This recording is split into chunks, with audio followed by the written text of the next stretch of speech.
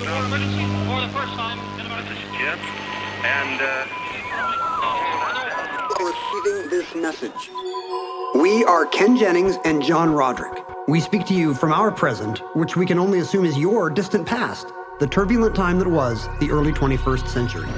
Fearing the great cataclysm that will surely befall our civilization, we began this monumental reference of strange and obscure human knowledge. These recordings represent our attempt to compile and preserve wonders and esoterica that would otherwise be lost. So whether you're listening from an advanced civilization or have just reinvented the technology to decrypt our transmissions, this is our legacy to you. This is our time capsule. This is the Omnibus.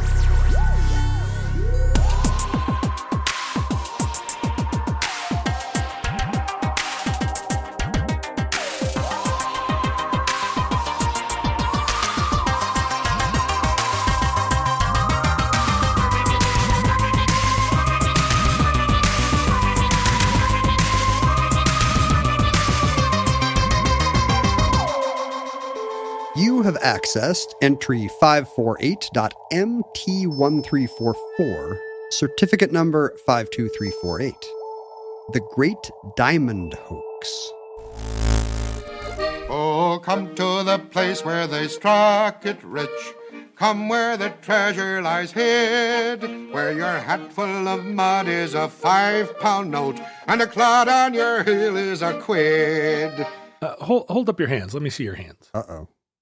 I don't know. What's this going to reveal? Well, it reveals that the only jewelry you have is your wedding ring. I thought you were doing long-distance palmistry. Long-distance palmistry. I can see the Venusian signs in your hand At chemistry. this distance, pretty much all you can do is, you have two hands. Very interesting. You have not lost a hand in a grain thresher incident. I see that you still have a very clear green stamp on your wrist from your vaccination proof at the Mariners game we went to yesterday. That's true. So I apparently have not... You haven't taken a shower. I haven't showered since last night at 10. But you don't. You're not wearing any kind of necklace. I have never worn jewelry of any kind. I'm trying to think if there's any exception to that. In the 90s, were you ever inspired to get a single hoop earring? I did have the two things on my knuckles that say like love and hate or whatever. Mm-hmm. Eat poop. Except, yeah.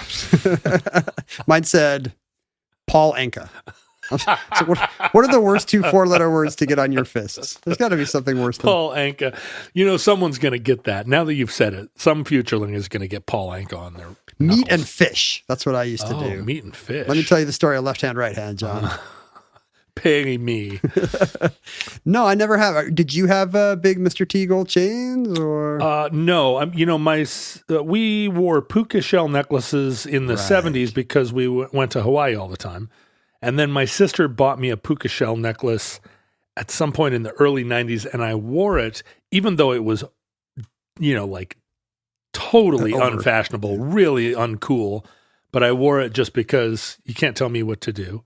And for a long time, and even now, people that knew me then will still make mocking reference to my mid-90s puka shell necklace. Puka years. It's Puka Guy and the club. But when I first, in the 80s, when I first was like vagabond traveling or whatever, I was on a train in Italy and talking to somebody I met on the train, and he was wearing one of those 3-ring, like gold...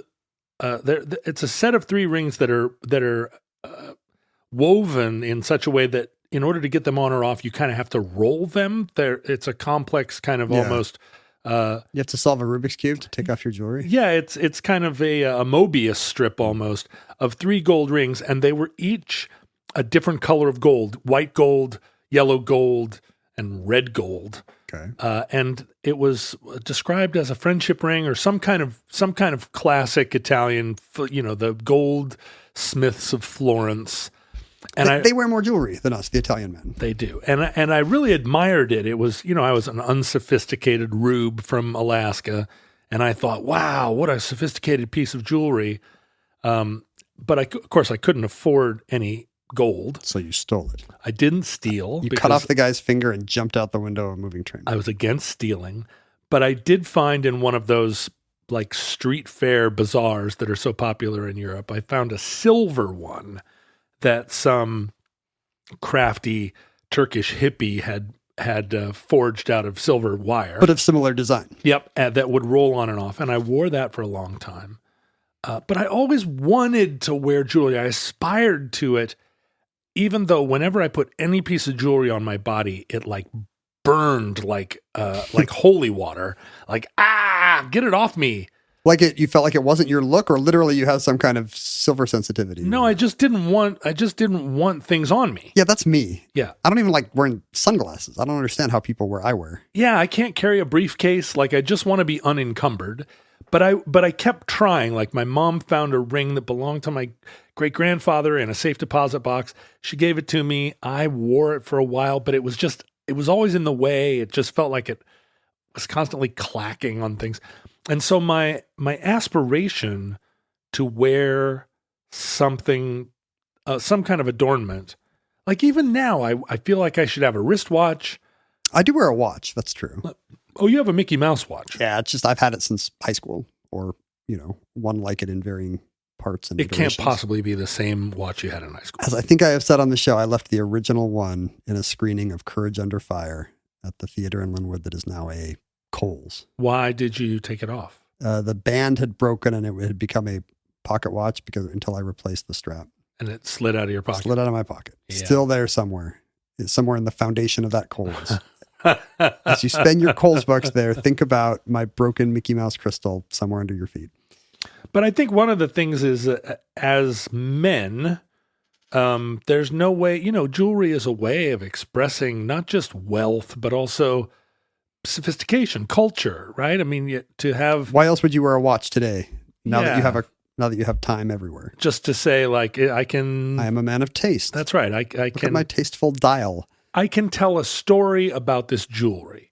And that's been true forever, right? I mean, story of an engagement or a wedding ring. Right. Or a beautiful necklace from Turkmenistan or whatever. There should be traditionally a story associated with your jewelry. Here's who got it for me, for what occasion. Here's on which of my travels I bought it. Here's what this that's why there's gemstones, right? Like, we have a need to ascribe symbolic value, including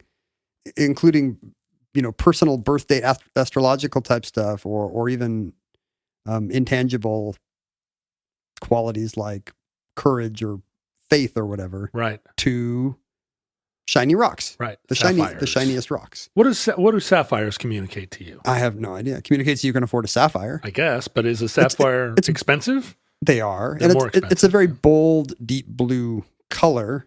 So aesthetically, there's confidence that I'm going to wear something very, very richly navy blue in my ears. But I don't know I'm sure there's 100 mystical traditions of the powers of the sapphire that I don't know about. As I sit here, I'm wondering, I can't wear a puka shell necklace anymore, but maybe I should go all the way back and wear a shark's tooth necklace. That was my son's first Hawaii souvenir as a kid. He was so excited to get a shark's tooth necklace. You remember when those were fairly commonplace, or is that a difference in our ages that would be significant enough that you don't remember shark tooth necklaces as a...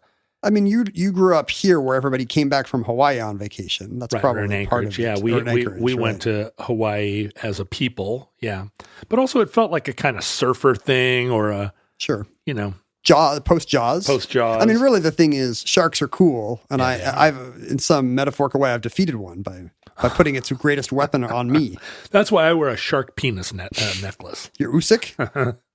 Yep. That's why you're always twirling that Usyk baton. Just like, check it out. Yeah, that's right. I'm banging it on the table, banging it like a gavel. Walrus, clap, clap, penis, clap, clap. Why were you chanting that at the game last night? That was so weird. I know. Everybody else was cheering for the relief pitcher, but I was saying walrus penis. We're going to have to ask you to leave, sir. We talked about this at the last homestand. One of the reasons that diamonds are traditionally so valuable is that until very recently, I mean, in the last couple hundred years, diamonds were really only widely mined. I mean, the only source of diamonds was India. India is where all the crown jewels come from, the right. Hope diamond. They were all discovered in India, and so they were genuinely scarce. because Indian diamond mines aren't, they don't have diamonds just lying around on the ground. I mean, they really have to, it's labor intensive and they're uncommon even in India. It would be a nice gesture to give back the crown jewels. Don't you agree? Yeah, like repatriate them, The like the Windsors Elgin Marbles. The Windsors should be like, hey, Here. listen, none of these are from Sussex. Yeah, take this back. I bought a big cocktail, like a coffee table book about the crown jewels. And I'm not talking about Really? my crown Are you my jewels. grandma? Are you my Aunt Edna? I was going through a phase where I was buying big coffee table books for my daughter because I About wanted Princess Diana's wedding. Well, I wanted to dazzle her with like King Tut's gold and, to get her interested because we talk about this all the time. We used to, That's the era of us. yeah, everything we learned. Time Life books and National Geographic. Exactly. And, Our love of knowledge came from opening these giant big books. color pictures. And that's why kids, they're on their little screens. And that's why they have little thoughts, not like our big expansive ones. That's right. They can't read the liner notes of the Moody Blues records anymore. And so they don't understand the days of future past. So I bought this and this book on the crown jewels. I guess I never realized this, but they store the crowns in the Tower of London, Right. but without their jewels in them because they switch the jewels around. Oh, yeah. So she's got the one crown she wears and it's got the jewels and then Put in my September pearls. yeah, then she switches to a different crown and it's the same jewels. So very disappointingly to me, all the pictures in this book are of crowns with big holes where the jewels go. And I was like, couldn't you switch the jewels around You'd to think make they'd this put book? in paste ones for display purposes between. I've been there, and I think maybe there were substitute jewels on them, weren't there? Yeah, I've never actually been to the Tower of London because I was always afraid they would keep me. If the ravens fly away, that's a sign that do not let John leave the tower. Wait a minute. It's very clever to avoid kind of crowding, like the Mona Lisa style crowding you would expect in front of the crown jewels. They just have you on a moving sidewalk.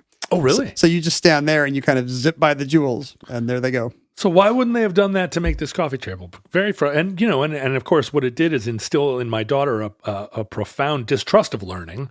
She opened this book and she was like, "This is garbage." Crown jewels have no jewels. Yeah. I was like, "No, look at the King Tut book in that case." I think, if they gave all the diamonds and pearls back to wherever in South Asia they got them, they would have to limit the Queen's headwear to native-born jewels that you could mine in the UK. Like coal? Chalk and coal. I'm the queen of chalk and coal. Refuse. Maybe there's beryl and onyx in the UK. I have no idea. Well, no, you'd find all the buried Norse gold, all the crumpled up. You'd have to crowns. repatriate that too. You'd be left with just Ammonite skeletons that Mary Anning found. Yeah, I guess that's right. Well, so jewels were valuable not just because they're beautiful, but because they're rare. And then, of course, Is gold. there a test case for like something really ugly but rare, like to see if people will collect ambergris? I guess. I mean, the songs of the long winters haven't yet become incredibly valuable. There's only like what 3 records in an EP or something. I should turn them into non-fungible tokens, although that moment might have passed.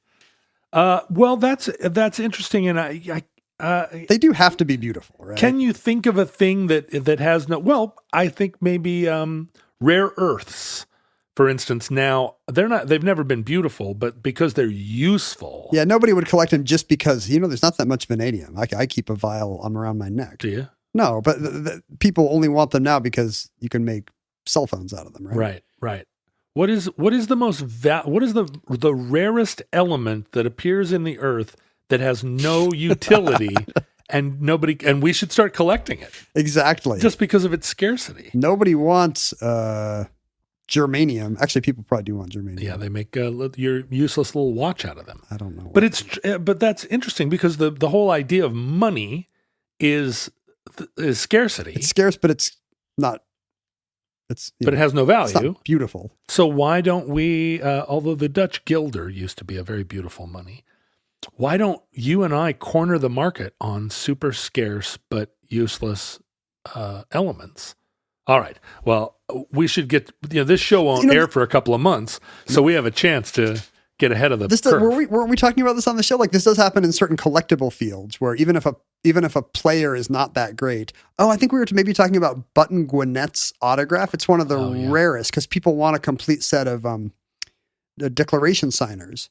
And Button Gwinnett just died young, so there's hardly any documents with his name on them. He accomplished nothing. He's like the least accomplished of the founding fathers. But he was on the Constitution. And it's the most declaration. Or the Declaration. And it's the most expensive of the signatures just because of pure scarcity. And that happens for baseball cards too. I think, Honus Wagner is no Babe Ruth. He's great, but he just happened to have a very small run of one of his cards. I mean, it's one of the it's a defining feature of stamp collecting and coin collecting. The one that's a misprint, the one that has here's this weird 3 cent whatever. Yeah, that's not pretty, but there's only 6 of them. The thing about gems, diamonds, garnets, rubies, sapphires, they are also beautiful, or at least beautiful when they've been worked. Right, we recently, not recently, we did an episode of the Omnibus on what was that? What's that made up gem that they sell on cruise ships? Oh, right. Tanzanite. Yeah, Tanzanite. Right. So that's an attempt to gin up some scarcity where presumably none exists. If you're listening to these in alphabetical order, it's coming up and it's a good one. And of course the search for gold in the Americas really propelled the Spanish conquest of all of the Americas and was the motivating factor in the tremendous decimation and brutalization of the indigenous peoples here. All the peoples. Even the Jamestown colonists were like, yeah, we could farm and worship our God, but also we just want to start digging because where the gold at? Or if not dig, then capture the people that already found the gold. Yeah, exactly. And then, hey, where's your gold? Throttle them. Where's your gold cities, man? But in the United States, in the 19th century sort of westward movement, minerals were a big part of what motivated that first wave of beaver hat wearing kooks to go out into the wilderness and put their pick in the ground. And most famously in 1848, gold was discovered at Sutter's Mill in San Francisco. And if you think about 1848. Or outside of San Francisco. If you think about 1848, we're pre-Civil War. California is mostly just recently a Mexican desert province. Do you know a funny thing, by the way, about the discovery of gold? Do you know how most people heard about it? How? It was in the State of the Union address. It was like the only time any actual good news was delivered in the State of the Union address. James K. Polk is like, I've got a surprise for you guys. Like today it would be like, we must use the politics of freedom to bring freedom to politics, and everybody stands up, Right. But back then he was like, guess what? There's gold in California. There's gold in California. He drops the mic. And that, that precipitated a lot of prospecting and a lot of kind of crazy claims about the mineral, the sort of like vast treasures that were in the West. The wealth of the West. And a lot of this was already playing on stories of, Montezuma's gold. And when the Spanish came into Mexico City, Tenochtitlan or whatever it was, like the Aztecs took all their treasure and ran up into Chihuahua or, buried it in the Grand Canyon Sonora or something. Desert or something. Yeah. And then also like the Davy Crockett's would kind of come back and talk about, the hills are all full of just rubies lying around. And it was, kind of the mythologizing tendency of it's hard to imagine explorers. Like I've come back from a trip and maybe I've been like, man, that was just such an amazing meal. Or, maybe have you ever been to Eugene, Oregon? Hyperbolize a little. Really incredible, just the scene down there.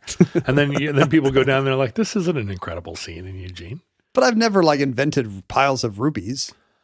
Maybe I said, yeah, that museum's really good when actually it was only pretty good. But I don't understand the tendency to come home and be like, yeah, there's piles of rubies in Ohio. I think some of it is, the first time anybody walked through Yellowstone or the Grand Canyon, it's not that big of a leap to say, right. What those probably are is diamonds and rubies and Montezuma's gold. The West is colorful, but it's all oxides. It's all just rust, but you don't want to tell people back home. The West is rusting. And all of this, this was, I don't think that the West would have been settled quite as quickly and as dynamically as it was if it was just the promise of farmland. Why would you take a lot of those people already had farmland. Yeah. Why would you abandon everything and take a wagon train across the Oregon Trail and end up eating your cousins? An acre in the hand is worth two in the bush. Exactly. All these people already were pretty well set up in Pennsylvania or someplace. I assume some of it came from people who could profit by spreading the idea that there were rubies in the West. Right? That's the 100%. The group of people that shysters. really end up making money is the people that get to San Francisco time to establish a business selling pickaxes and gold pans. It's a big pickaxe. But also bankers, and everyone follows the shippers. San Francisco by 1850 was a city of 150,000 people, where it had been That's funny to imagine. It's a big European-sized city with nothing around it in a 2,000-mile radius, right? Yeah, and Denver's the closest thing. Just lucky, I guess, that natural harbor was the nearest thing to the gold mines, right? It could have been pretty close. Pretty close. Yeah, go down the Sacramento River, and there you are. It's not just a gold rush; it's a gold rush with a really good port. And it was only 10 years later that the Comstock lode, which was the huge mountain of silver in Nevada, was discovered, 1859. So no port, but still. Well, yeah, you can get it. You use the same port. Yeah, you get it out. Well, you get it out by taking it to the Salt Lake or the Las Vegas airport and flying it out of there. That's what I do. Play the slots for a few minutes until your plane boards. And all of that, Comstock lode especially, made fortunes for the bankers that were, by that point in time in San Francisco, funding the, like issuing stock. And this was a big part of all the mining stuff that came after that. Placer, the initial guys that made money gold panning. Corporations were formed, and then stocks were sold back east. Yeah. In these mines, and if you bought that's what stock, I want. Yeah, I want to get rich on a gold rush, but I don't want to go with. I don't want to buy a burro. No, you buy stock in it. Yeah. You buy stock in the mulberry trees, right? This is what drives the stock market, and a lot of the big players of the 19th century were also diversifying into the sort of gold rushes of the West. A man by the name of William Chapman Ralston formed the Bank of California, and made a bunch of money on the Comstock, and so the financial institutions and the new aristocracy of California all really came initially from the mineral riches. But what that did was inspire a lot of wild speculating and crazy gold rushes to places where it turned out there really wasn't anything. Because a lot of these are going to be just 100,000 to 1 return on your money if any one of them pans out. So you will take wild risks. Right. And you've got the panners that are rushing out there on their burros. mule or whatever, but you've also got bankers and mid-level speculators, business people that don't want to leave the Castro, but do want to try and get rich on it. And a couple of things in the immediate aftermath of the American Civil War, there were a couple of things that really kind of heightened the intensity of this. And one of them was the completion of the Transcontinental Railroad in 1869. So now if you were back east and you were a Civil War vet that didn't have much going on, you didn't have to go by way of Chile. Right. And your wife stopped writing you those elegant letters that were accompanied by violin music, and you realized, I'm just sort of back here in Indiana or Kentucky working my plot of land, my 40 acres and a mule if you were white. But then in 1867, in South Africa, a colonist's son, a 15-year-old boy by the name of Erasmus Jacobs, walking along their sort of weather-beaten farm, found lying on the ground, a kind of translucent rock that turned out to be a diamond. And all of a sudden, up until that point, there really were only two places you could get diamonds. There was India, which was the diamond mine back to antiquity. And the Shane Company. And the Shane Company, where you have a friend in the diamond That's business. what you want. You don't just want a diamond. You want a friend in the diamond business. And I'd like to take this opportunity to thank the Shane Diamond Company for sponsoring this episode of Omnibus. No, where do they have them besides India? The Portuguese discovered diamonds in Brazil. Oh, interesting. In the 18th century as a part of, the overwhelming mineral wealth of Brazil, gold. And, now Brazil is the number one iron exporter in the world. But there isn't a jewel or mineral that you don't find somewhere in Brazil. And diamonds were a component of that, but a smaller one. And it was only really noteworthy because it was the only other place but India that diamonds had been revealed. India was probably bummed. Brazil. Oh, Brazil. But a lot harder to get them out of Brazil than it was out of India. Sure. And at this point, colonial India. Yeah, especially if you're not Portugal. But all of a sudden, in colonial South Africa, diamonds were discovered, and then it was realized that there were diamonds everywhere in South Africa. It turned out South Africa was just a big diamond. People had just been walking on what they thought was gravel for years. That's right. And in the space of only a few years, South Africa produced more diamonds than had been mined in India for 2,000 years. This is what leads to the English-Dutch tension that produces the Boer Wars in a previous entry. That's right. And honestly, we see it now that the profusion of diamonds in South Africa has not forced, but the De Beers Company has colluded with the global diamond industry to artificially inflate the diamond. They've got so many South African diamonds that they're holding them back. Yeah, they have to choke the market, and that's where we got the idea of a diamond engagement ring. I mean, we've talked about this on episodes before too, that the whole thing is there are so many diamonds, it's kind of a sham. It had never occurred to me that the De Beers slogan, "A diamond is forever," was actually just an incitement to not wear your grandma's diamond. If a diamond is forever, you need to buy a new ring for your new marriage, not use a family heirloom. Oh, interesting. And that's what sells more diamonds. Otherwise, De Beers doesn't sell a new diamond. You'll just use grandma's. Yeah, well, it's also kind of a weird slogan because the opposite is also true. It kind of chokes off demand. Like all you have to do is buy one; it's forever. They're not, they're not consumable. They don't wear out. Yeah, you're not going to join the Diamond of the Month Club, right? But the wonderful thing about diamonds is that they do. In South Africa, they did just sort of appear on the ground. Diamonds were just sort of... It's a lazy man's dream. Yeah, you could Nobody just had to buy up. a pickaxe from Big Pickaxe. Right, you didn't have to dig you could dig a trench instead of dig a shaft. Yeah. And so diamonds were still very scarce, and so they had this value that was associated with princes and kings and queens. And so the discovery of diamonds in South Africa fueled in the United States,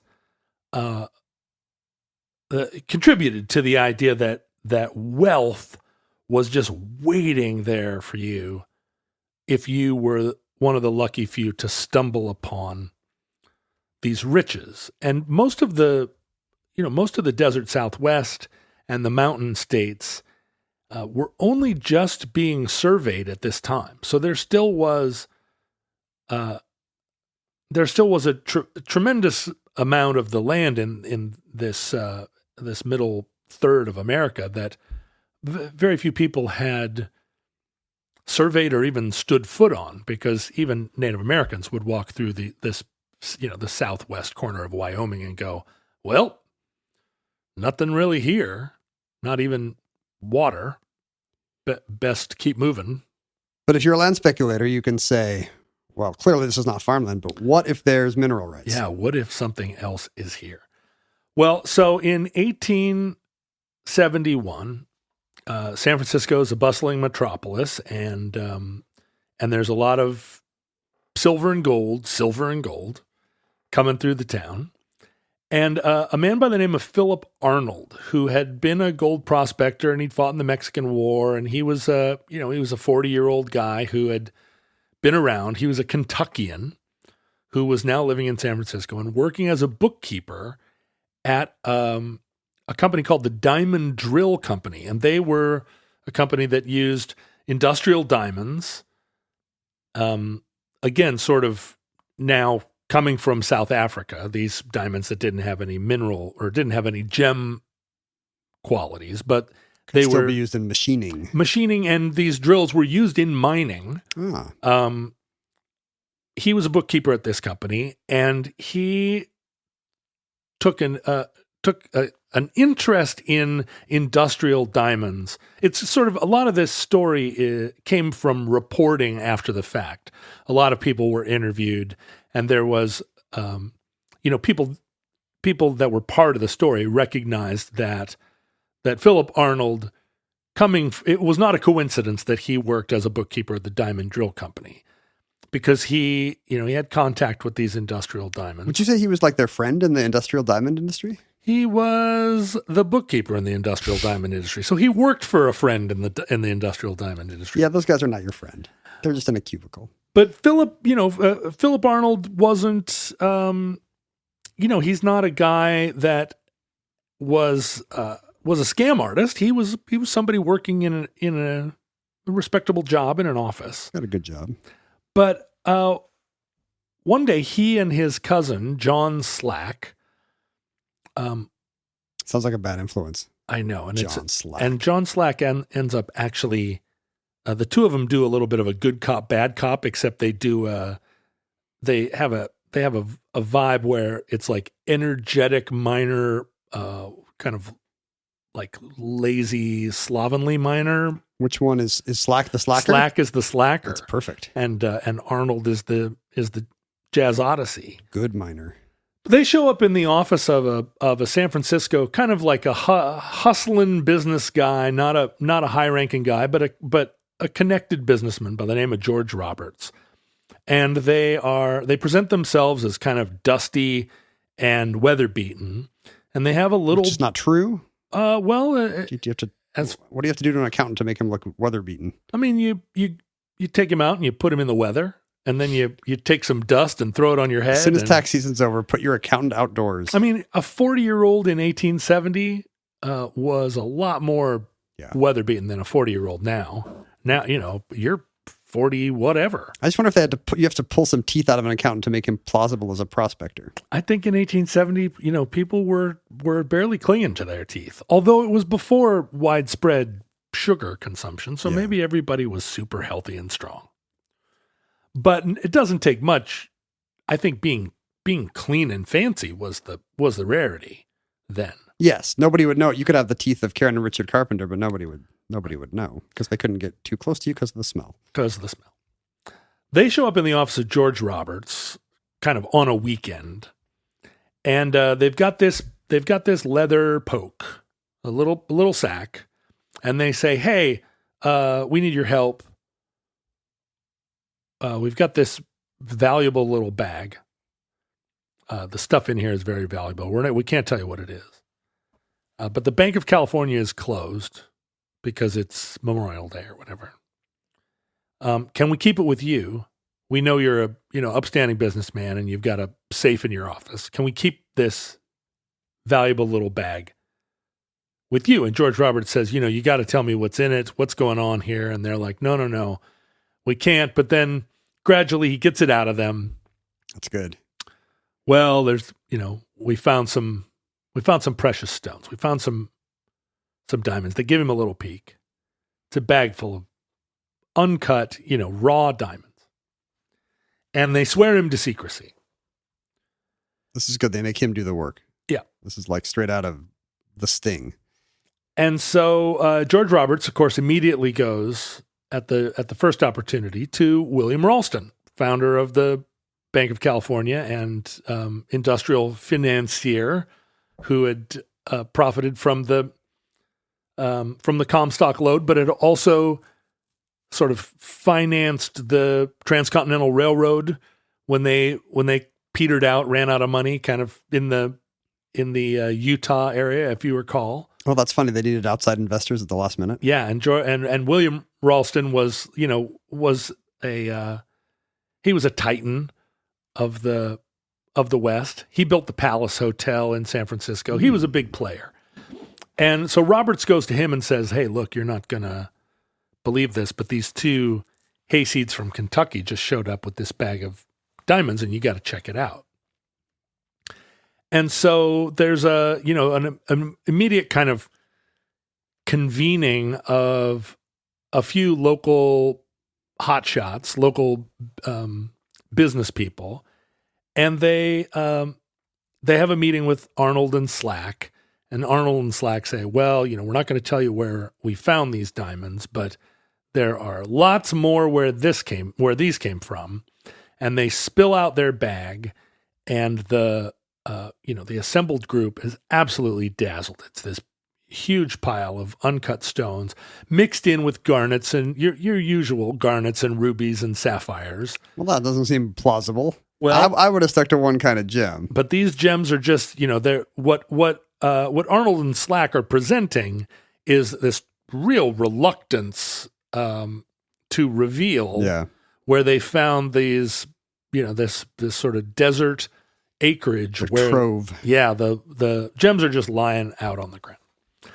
And so Ralston, in collusion with Roberts and some of his other local cronies, immediately set about trying to form a company that's going to capitalize on these raw stones, right? It's not just that they're going to go mine them, but that they're going to sell stock in a corporation and end up selling shares to people back east. I mean, this is the way that a banker can profit from the discovery. Yes. This is some early Bain Capital kind of a thing. Yeah, they're not just going to... I don't want to mine the gems. I want to trick 50,000 people in Boston and Philadelphia into investing in these gems. Well, and I don't want to buy them from Arnold and sell them for 10% more either, right? Yeah. And they're not thinking of it as a scam. They're thinking of this as this is the way how their business works now. Right. You don't actually have to do anything. But they want to make sure that this is all real. And so Arnold and Slack go back out and... do they know Arnold works at a diamond drill bit company? Arnold... I wouldn't lead with that if I were them. Arnold and Slack are presenting themselves as long-standing prospectors that were here in 49 and had been consistently kind of exploring the West looking for the next big Comstock load and stumbled on this, and they didn't want anybody to know. But they headed back out on another adventure. And this is happening in a time when, in order to do this, you would take a train, be gone for a month or two, and they showed back up with another bag. And this one was a big old bag. And they said, they had mined 2 of these bags. One of them had been lost off of their mule when they were crossing a stream, but they had the one bag as proof, and it had 60 pounds of uncut diamonds and other gems, and they spilled it out on the table in front of this little group of bankers, and they, lost their minds. It looked like $1 million in gems at a time when, I don't know what the value of a dollar in 1870 was, but it was a lot more than it is now. Their eyes turned to dollar signs. But they were not rubes, Ken. They were not complete goobers. They've got due diligence to do. They do. And so they hired a mining engineer who had a great reputation in California and had been part of all of this mineral exploration by the name of Henry Janin. And they brought him in to give them to survey this pile of stones and to give them an estimate or, appraise them. Yeah. And Janin was very excited by what he saw and gave, a very inflated appraisal of what the stones were worth.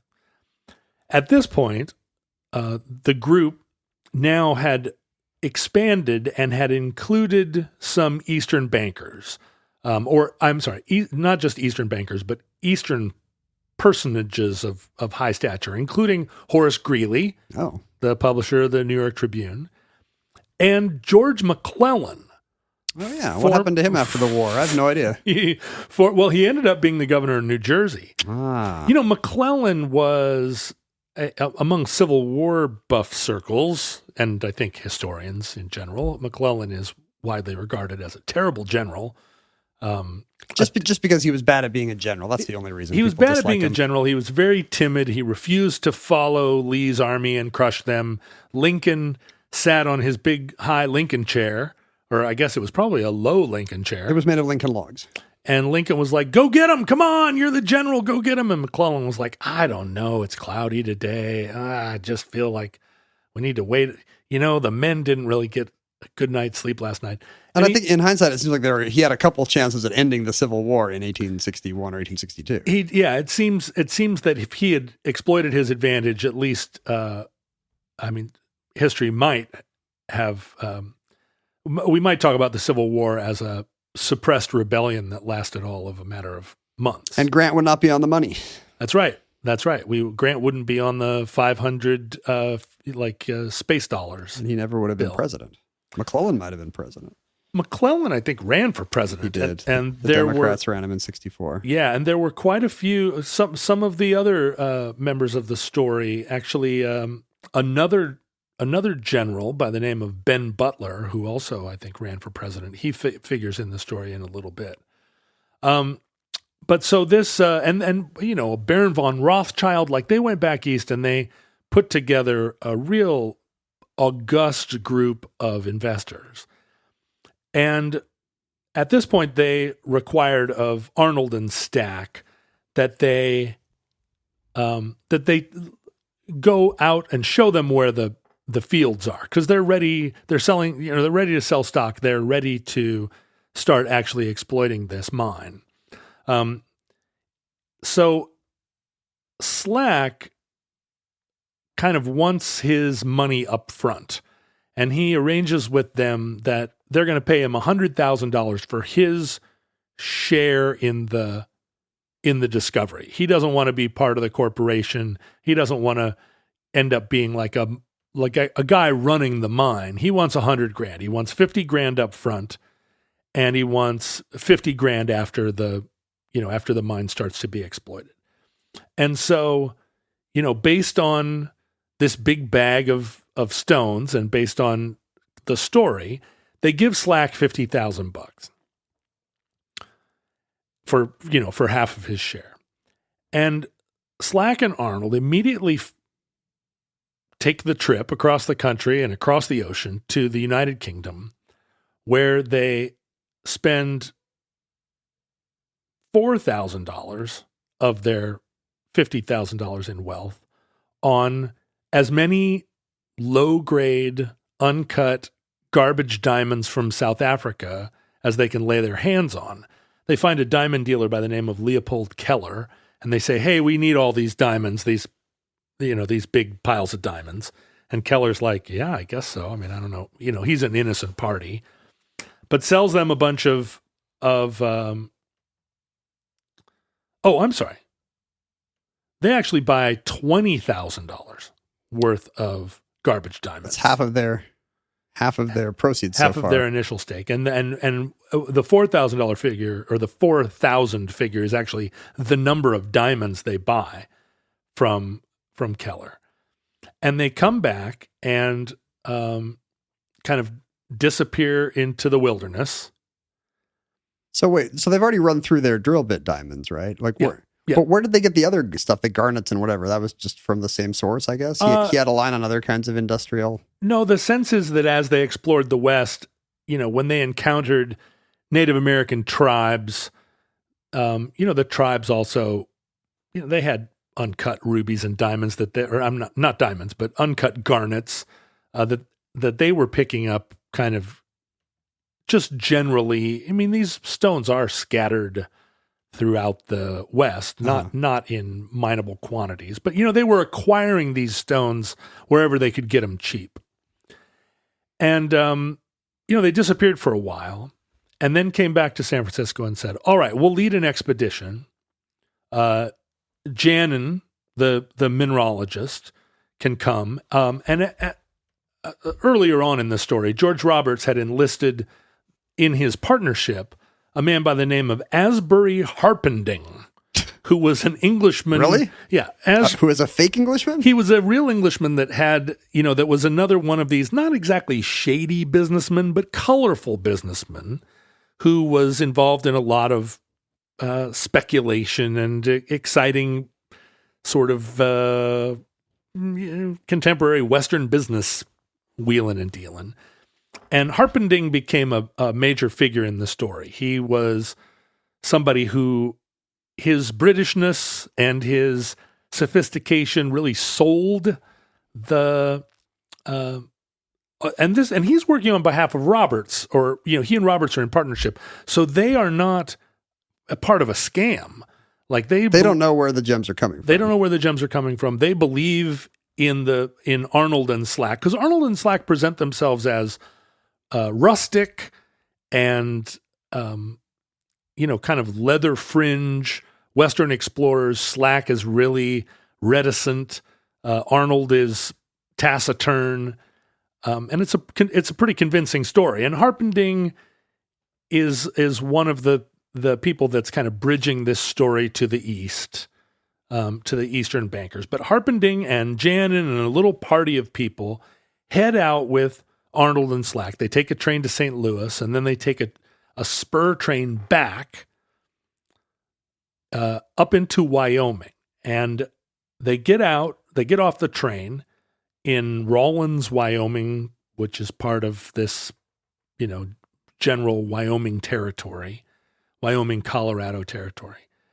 And Arnold and Slack hitch up a mule train, and off they go from Rawlins. And they intentionally wander these guys around the desert for a week. Just in circles?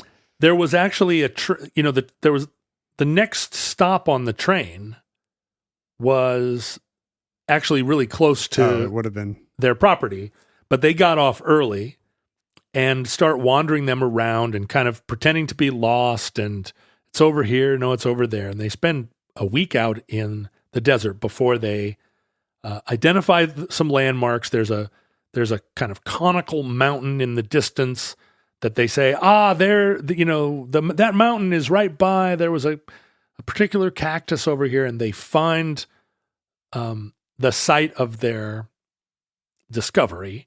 And Janin and Harpending and their little gang head off into this plot of land and right away start finding gems, raw diamonds and rubies and sapphires, all just sort of scattered. Some of them kind of protruding from the ground, some of them, kind of on the sides of ant hills, suggesting that they'd been unearthed.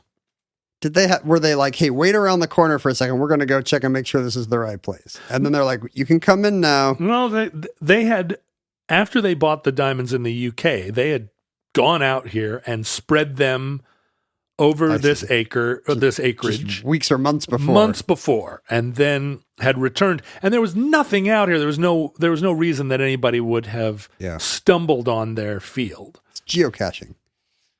And so, everybody is so excited. Janin, who's a mineralogist, just as duped as everybody else, scooping up the diamonds, and they all come back to San Francisco with proof positive that the mineral riches in this region were unsurpassed. Right about this time, back in Washington, the Mining Act of 1872 had just been passed, or was in the process of making its way through Congress. Up until this point, the laws governing mineral extraction in the American West were ad hoc and kind of sort of wackadoodle. They were different everywhere you went. At one point, there was a town in California called Rough and Ready, California, that actually seceded from the Union and formed a republic in order to escape the unfair federal rules around mining. That does sound pretty rough. It was, but maybe not ready. Rough and Ready still survives to this day in California As an independent country. It's no longer an independent country. They actually they rejoined the Union.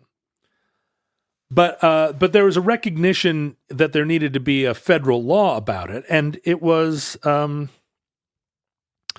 source of tremendous contention because there was a large faction of the people in government in the United States that believed that the mineral wealth of the American West belonged to the people. It was of and for the people, and the newly reconstituted Union was deeply in debt because of the war. And there was a sense that the mineral resources should be exploited by the nation, and that would resolve the debt crisis. It was a very convincing argument, but it went up against, as we see in the United States today, a very strong counter-argument that the West should be a land of freedom and Americans should be able to go find their fortune, and that's why Ammon Bundy's running for governor of Idaho. That's right, and the argument that the scrappy Western miner was a more efficient way of exploiting the mineral wealth because they were motivated, and competition against foreign silver, they're all the old tropes. I didn't realize the prospector was some kind of American symbol back then. Yeah, absolutely. Like an astronaut or to some quadrants. And the what ended up happening was the Mining Act of 1872. It wasn't even really a compromise. It basically enshrined the rights of the noble miner and really kind of prohibited the federal government from making this argument that the mineral wealth was a collective wealth of the United States. It precipitated this whole idea of the wealth of the West, the timber wealth, the oil discoveries, as being just these miraculous lucky things that happened to people that were out there looking for them, and not that these were unrenewable resources. That I wonder if it's like a relic of a bigger place of religion in public life. If you think, well, of course, this person found gold in the river or whatever, that God had directed them to find it. This is their destiny, and absolutely a product of the sense that the unexplored, undiscovered world was somewhat limitless. Yeah. How would we ever run out of forests? You don't need to worry about that. In the Rocky Mountains. There's gold in them thar hills. As part of this Mining Act, it was enshrined that acreage in the Mountain West was $5 an acre. And that this was in the law. They didn't account for the fact that inflation. Yeah, that things would that land values would increase, and that is still true to this day. Wait, really? $5? Yeah, the right to the mineral rights of land in the West can be had for $5 an acre. That's a steal. We'll talk about that in a minute, or we'll talk about the modern life in a minute. Anyway, these Eastern bankers form what's called the Golconda Mining Company, and they start issuing stock. Golconda? The Golconda. Well, initially Golconda it's the San Francisco and New York Mining and Commercial Company, but that evolves into the Golconda Mining Company. Investors start getting in on this, and pretty soon they've raised $660,000 in 1870s money. They hire an attorney by the name of Sam Barlow, and they get Ben Butler, as we discussed earlier, the Civil War general, who is now a congressman, to amend the Mining Act of 1872 as it's going through Congress, because the Mining Act had specified gold and silver, and it needed to be amended to include diamonds and gems. And Ben Butler, in exchange for 1,000 shares in the new mining company, is their man on the inside and actually successfully amends the Mining Act to include gems. And that was probably legal back then. I mean, it was not. Even by standards at the time, it was fairly unethical. Shady. I mean, it's clearly unethical. They take this group of Eastern bankers has a big party, and they invite Charles Tiffany of the Tiffany Company to take a look at their big bag of gems. They spread it out on the table. Tiffany has his little loop and his diamond separating wand or whatever. And Tiffany declares, after a brief kind of glimpse at the gems, that these are gems of incredible quality. They're worth, even this little, kind of load is worth $150,000, meaning that just the diamonds that they had back in San Francisco were worth $1.5 million. And this is just the first of many bags. And, the room kind of goes wild. They give Slack his other $50,000, and Slack immediately goes back to England, contacts Leopold Keller, and buys another huge batch of stock. Rough diamonds. Oh, more diamonds. More rough diamonds. And they go back, they sprinkle the diamonds again, kind of in this field. They're, the dupage, they bring they've got sacks of diamonds. They're duping everybody. And Slack at a certain point gets another $150,000 from the corporation and immediately punches out. He's like, you guys have got you've paid me for my rights, and I'm Splitsville. And he disappears. Absolutely disappears from the scene. Is Arnold still in? Arnold is still in, but Arnold is, Arnold's the fast talker.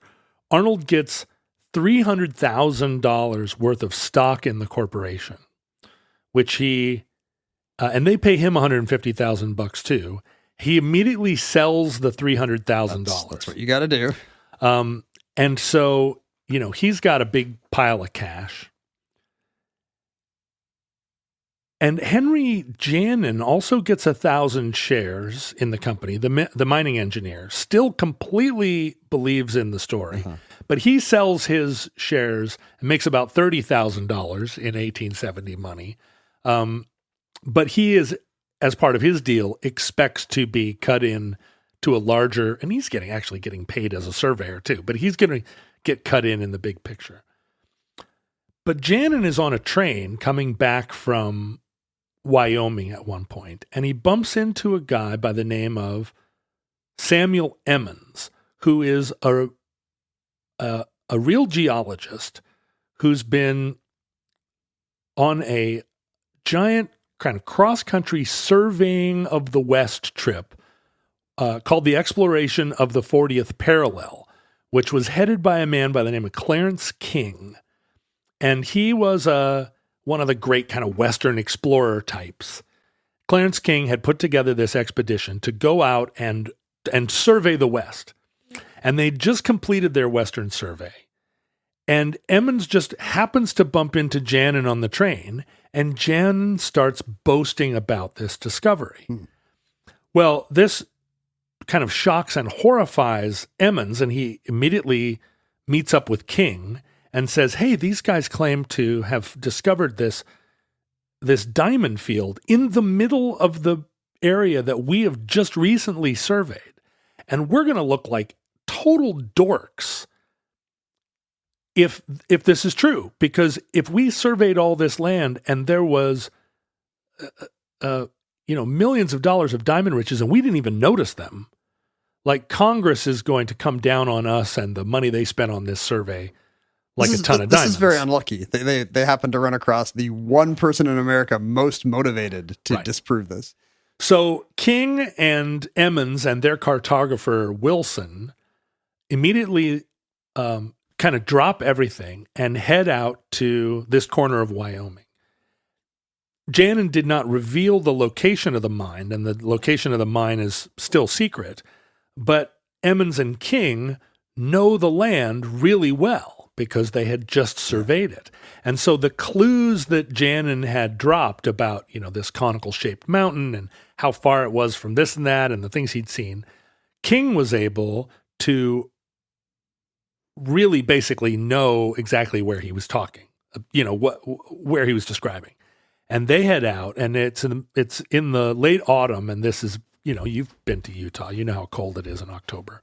It's freezing cold, but they get out there on this mule train, and without too much difficulty, they find this acre. Not a secret anymore. And they walk into it, and, right away they start finding diamonds. And they're just as excited as anybody.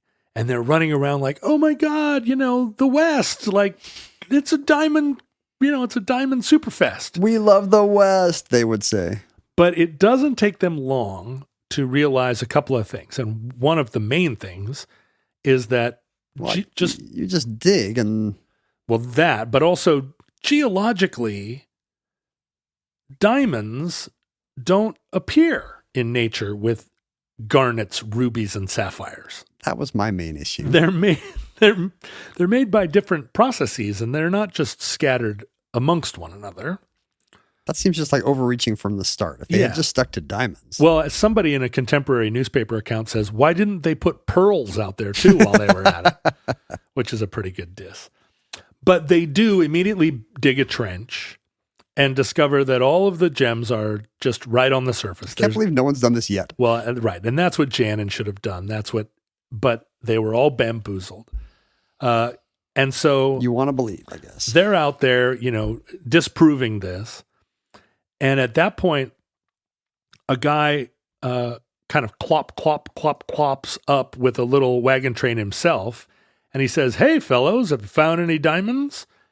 And King and his group are like, somebody in the group like blurts it out. No, it was all a fake.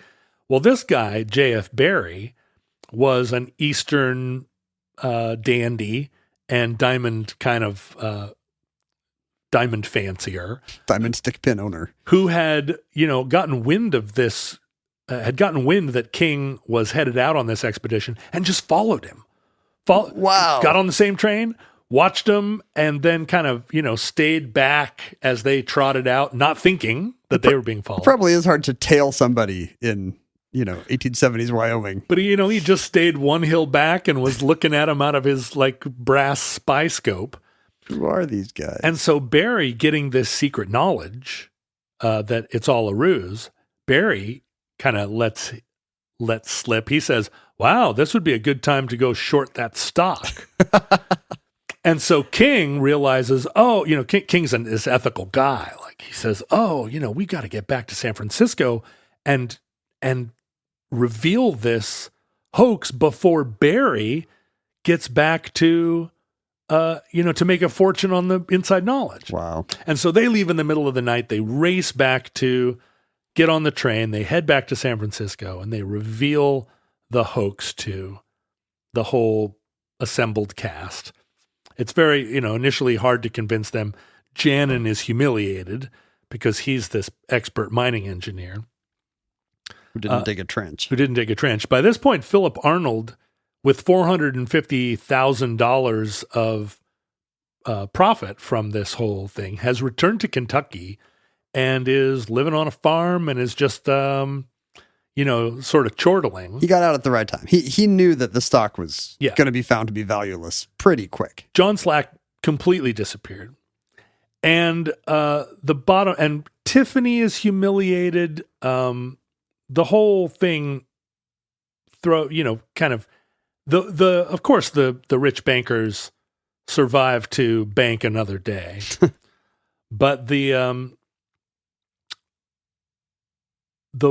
story gets out because King, has this enormous press conference, and this becomes like the greatest story in the newspapers of the day. All the reporters, all of the people can't get enough of these guys getting their comeuppance. It's a real hilarious tale. But Arnold is never held accountable. The guy who actually did the con, he's, everyone knows where he is and nobody bothers. He's pressing chased. charges. There's just never a successful prosecution. And I think part of it is that the duped parties are so embarrassed. Right. They don't want it in the headlines again. And so Arnold ends up being a kind of successful farmer and banker in Kentucky, starts his own bank. Well, $400,000 would go a long way back then. But he ends up getting shot by somebody in a duel. Oh. And although doesn't die of the wound, he dies of some subsequent infection as a result of the It's wound. not just vaccines. Like living back then, you could just get in a duel at any second. Yeah. I would never go to a party. No, me either, right? Once you've stolen $450,000, I moved to Paris. Think about what Paris is doing in 1875. You could drink absinthe. You could, Yeah, what's he doing in Kentucky? Yeah, Kentucky of all the places. He just prefers bourbon to absinthe, I guess.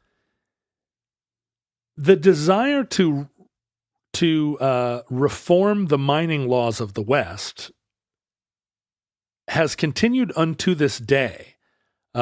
Just in recent years, legislation has been advanced in Congress to again think of the mineral rights of the West as collectively owned. Billions and billions of dollars have been extracted from mines and for surface mines, from strip mines, from hard rock mines, and none of that money has been even reasonably taxed, let alone any percentage of it retained by the people of these United States. In 2007, a Mining and Reclamation Act died in Congress that proposed there be a 4% tax on extracted minerals. In 2000, go ahead. Do other countries do this differently? Do you think? Like, is there more of a sense that it's some kind of national patrimony? There aren't that many. It's not like the UK, as you said at the beginning of this episode, has great mineral rights or vast public lands. Yeah, right. So this is kind of if not a uniquely American problem, that the idea that the West is still fairly new enables us to think of it. I mean, this is a contemporary problem with ranching.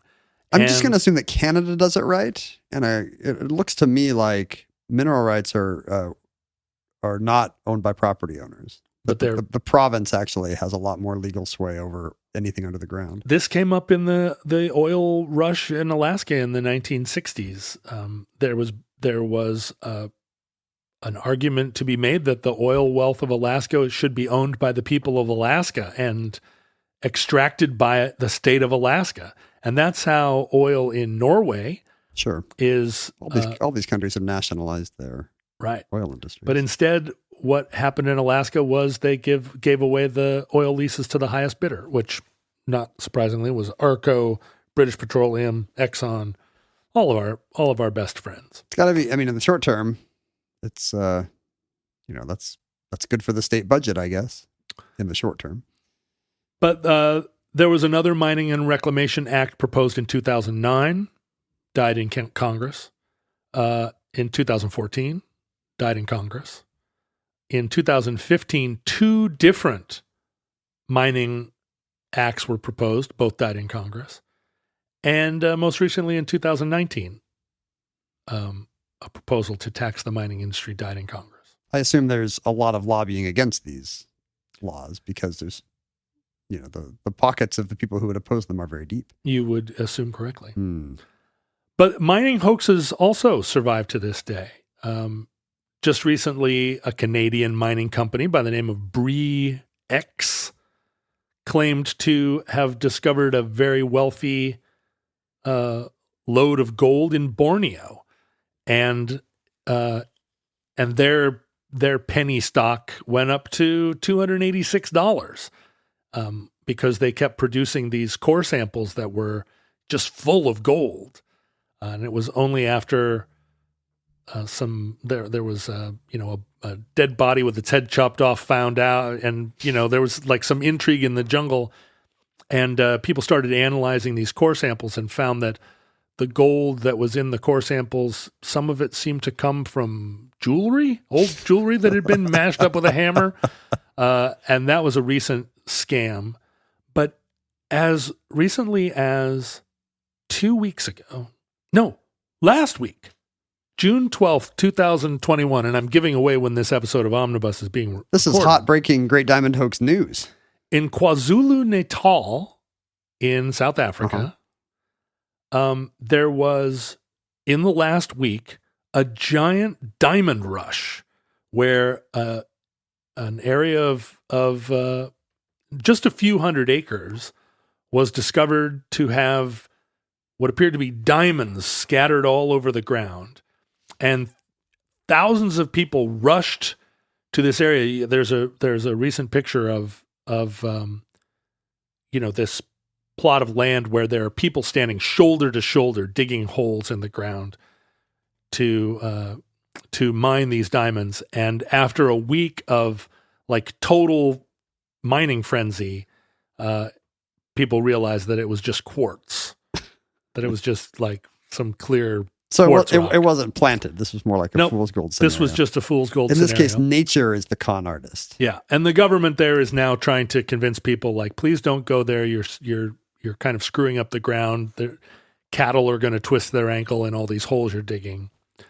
But and it's a kind of a tragedy there because these are all desperately poor people that were hoping to have another one of these mineral strikes in Africa. True. I like it better when it's Tiffany and some banker with a diamond stick pin who's believing the con. I'm not in favor of this one. And that concludes the Great Diamond Hoax. Entry 548.MT1344. Certificate number 52348 in the Omnibus. Futurelings, as always, as products of our time, we were available on social media and encouraged listeners to find us at Omnibus Project, at Ken Jennings on Twitter in my case. John, you can find on his Patreon, patreon.com/John Roderick. The show, importantly, had its own Patreon, which is really the only reason why it still exists. Well, we would just go back to what we were doing before, which is saying all this stuff to each other at taco restaurants. That's right. So the Great Diamond Hoax, huh? It probably would have been shorter. Oh, yeah, right. Well, we have other things to talk about. Yeah. And if nobody's paying us, after about 40 minutes, I'd probably be like, I'm going to look at my phone for a while. I got to get home. Can confirm. But thanks to the generosity and support of our Patreon donors, the show now no longer needs an evil corporation to stay alive. Thank you. We can be our own evil corporation. Thank you, Patreon. If you have considered, if your conscience is pricking you for not having proactively become a Patreon supporter, you should check it out. There are copious prizes and perks available to those who support. If you're looking for other like-minded supporters, the Futurelings on Facebook, also on Reddit or Discord, are an option for you to have your own. Why should we be your only parasocial relationship? You don't want to have only 2 fake friends. Have hundreds. Go to the Futurelings. Right. Futurelings are where it's happening. You could send us email at the early 21st century at theomnibusproject@gmail.com. You could send us physical items to our post office box, P.O. Box 55744, Shoreline, Washington 98155. Today we have a note from Jeremy. Hey, Jeremy. Did Jeremy speak in class today? Jeremy spoke in our P.O. box today. Well, this is very confusing. There are 3 items. One is Bob Euchre's memoir. That is confusing. One is a sealed envelope that reads... Oh, wait, there's something tucked into the Bob Euchre. Yeah, there's a post-it marking a certain sports card photo Is it a code? Is this telling us that the Maybe. aliens are coming? If the aliens maybe want us to know that Bob Uecker is not left-handed, but he posed as such on a Topps card once to prank the venerable baseball card company. Here, I'm opening up the note from Jeremy. Oh, did we talk about like baseball card errors at some point? That seems like a Ken show. One is a copy of Bob Uecker's where he's Goofing on baseball cards. He's batting left-handed, even though he actually was a righty. The other is an envelope that says "Warning: Profanity enclosed." Raw. And should we even be opening this on the air? I don't want the profanity. FCC to. It is in fact the famous Bill Ripken Fleer card. Have you ever seen this? Where nobody noticed what had been written on the end of his bat. Have you never seen this card? Did he know? Is that him making the joke, or did somebody prank him? I feel like I've never heard the story. I feel like Billy Ripken knew. It says the first word is the F word. It says F face. Yeah. So you would call somebody an F face, and it says that on the end of his bat. You think he knew, and nobody noticed? I've never read a 30,000 word oral history of the Billy Ripken F face card. So do you think that this card is worth money? It's from 1989. Yeah, it is. And I think there were several updated Fleer made new editions that, either whited or blacked out the offending bat end. So is this like the Beatles like Butcher cover? I guess when there was a big secondary market for baseball cards, this one really took off, and now its value has kind of collapsed. Now that the market has kind of collapsed, the value of the F-Face card went with it. Here's an interview that Billy Ripken gave in 2008, where he really does not enjoy the legacy. Oh, he says he didn't know. He says he was targeted by teammates. Lol. I know I'm kind of a jerk at times, but that was going too far. So it was a prank because he was not popular in the clubhouse. Lol. Interesting. Well, that goes to show, be popular in the clubhouse. He does not enjoy now, decades later, being remembered as the F-face guy. So let's all go back to remembering him as Cal Ripken Jr.'s less talented brother, please. Thank you, Jeremy. Thank you for these two intentional errors on baseball cards. We appreciate these artifacts. Again, you can send your own. Please include a profanity warning if you send anything PG-13. But do send it to P.O. Box 55744, Shoreline, Washington, 98155. I'm going to start reading hilarious Bob Uecker stories while you finish the show, John. That does seem like something you would do. Futurelings, from our vantage point in your distant past, we have no idea how long our civilization survived. We hope and pray that the catastrophe we fear may never come. But if the worst comes soon, this recording, like all our recordings, may have been our final word. But if Providence allows, we hope to be back with you soon for another entry in the Omnibus.